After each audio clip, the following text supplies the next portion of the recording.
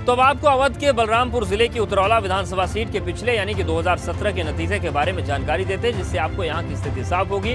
2017 विधानसभा चुनाव में बलरामपुर की उतरौला सीट पर करीब 48% वोटिंग हुई और इस चुनाव में भाजपा के राम प्रताप वर्मा ने जीत दर्ज की। उन्होंने समाजवादी पार्टी के आरिफ अनवर हाशमी को चुनाव में हराया था।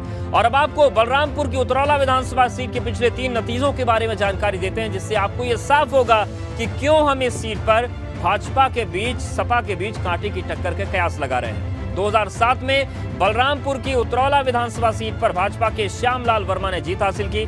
2012 में इस सीट से सपा के आरिफ अनवर हाशमी ने जीत हासिल की। हालांकि 2017 में फिर से ये सीट भाजपा के खाते में गई और भाजपा के राम प्रताप वर्मा चुनाव जीत गए। तो ये इस सीट का चुनावी इतिहास हम आपको दिखा रहे हैं और अब सूरमाओं की ताकत समझाते हैं आपको।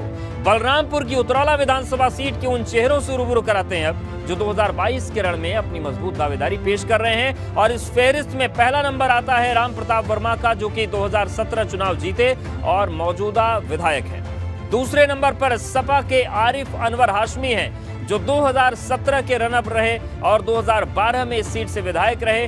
तीसरे नंबर पर अब्दुल मन्नान खान है, जिन्हें एआईएमआईएम ने उतरौला से अपना उम्मीदवार बनाया। वहीं चौथा चेहरा धीरेन्द्र प्रताप सिंह धीरू का है, जो कि बसपा से अपनी उम्मीदवारी पेश कर रहे हैं। तो ये 4 बड़े चेहरे हमने आपको दिखाए और आपको बता दें कि जो धीरू हैं वो कांग्रेस से हैं। तो ये पूरी सियासी जमीन हमने आपको दिखाई और सियासी चेहरों के बारे में अब सिलसिलेवार ढंग से आपको जानकारी देते हैं और इनकी सियासी ताकत समझाते हैं। पहला नंबर आता है राम प्रताप वर्मा का। राम प्रताप वर्मा 2017 में चुनाव जीते और इस सीट से मौजूदा भाजपा विधायक हैं। पूर्व विधायक श्यामलाल वर्मा के बेटे हैं राम प्रताप वर्मा, जिनका इलाके में सियासी रसूख काफी बड़ा है, यानी कि विरासत भी इनकी बड़ी मजबूत है। ओबीसी और सवर्ण वोटर्स के बीच मजबूत पैठ है। भाजपा संगठन के साथ लंबे अरसे से जुड़े हुए हैं। और अब बारी है बलरामपुर की उतरौला सीट के दूसरे बड़े सियासी चेहरे के बारे में जानकारी देने की, जो कि इलाके में समाजवादी पार्टी का बड़ा चेहरा है और 22 के लिए भी दावेदारी पेश कर रहे हैं। ये हैं आरिफ अनवर हाशमी। आरिफ अनवर हाशमी 2017 विधानसभा चुनाव में सपा से रनर अप रहे। 2012 में आरिफ अनवर हाशमी उतरौला सीट से सपा विधायक रहे।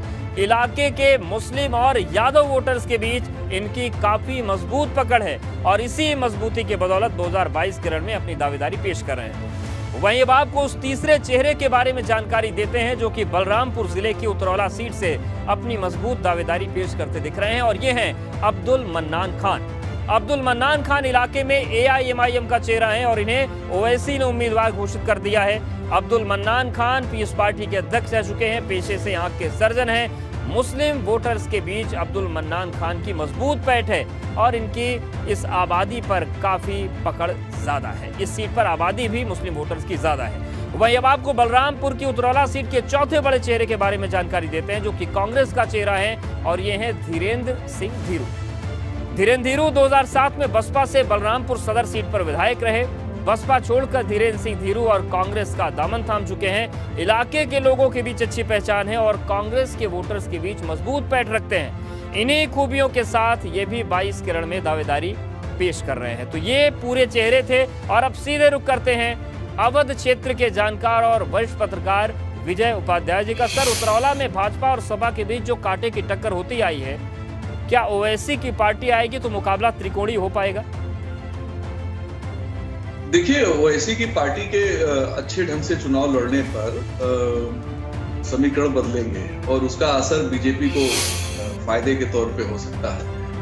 ये चूंकि मुस्लिम काफी ज्यादा तादाद में है, अल्पसंख्यक समुदाय के वोट, लेकिन ओबीसी काफी ज्यादा हैं साथ में, जैसे कुर्मी समुदाय, वर्मा समुदाय, यादव भी ठीक ठाक तादाद में है। लेकिन अगर आप देखें कि अल्पसंख्यक और बहुसंख्यक में, तो बहुसंख्यकों की तादाद करीब 60% से थोड़ा ज्यादा पड़ती है। तो ये सीट एक ऐसी सीट है जहां पे अगर मौजूदा सरकार की एंटी इनकम्बेंसी का असर रहा तो यहाँ से समाजवादी पार्टी चुनाव आसानी से जीत सकती है। लेकिन अगर एंटी इनकम्बेंसी, बिल्कुल ये बहुत बड़ी बात है सर, और इस समीकरण को भी आपसे समझेंगे, आप हमारे साथ बने रहिए। और अब आपको बलरामपुर की उतरौला सीट के उन मुद्दों के बारे में जानकारी देते हैं जो कि आने वाले चुनाव में अपना अहम किरदार निभा सकते हैं। बलरामपुर की उतरौला सीट का पहला बड़ा मुद्दा बाढ़ है, जो कि हर साल यहाँ पर कहर बरपाती है। दूसरा बड़ा मुद्दा बिजली का है और इसकी वजह से लोगों में नाराजगी है। तीसरा बड़ा मुद्दा इलाके की खस्ता हाल सड़कें हैं, जो कि आए दिन हादसों को दावत देती हुई दिखाई पड़ती हैं।